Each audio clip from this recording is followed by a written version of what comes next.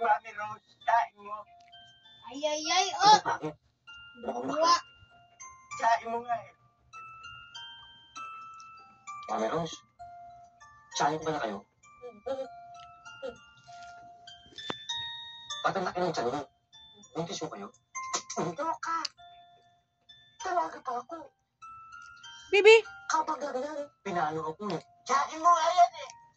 Halika na muna, baka gutom lang yan. Uwi na kami. Central Market lang kasi ito eh. Kayo pag nagko anak. Ikaw ha? Okay naman ang mami na yan, di ba? Ngayon okay pa siya. Ewan ko lang kung magtatagal siya.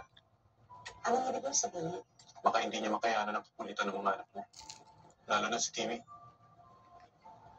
Ikaw naman kung magsalita ka, parang napaka-spoiled brats ng mga anak mo. Hindi naman sa ganun, Lily. Kaya lang aminin na natin na you have a tendency to cuddle your children na sobra.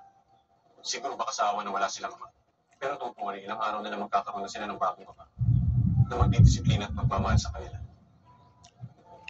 Oh, smile naman.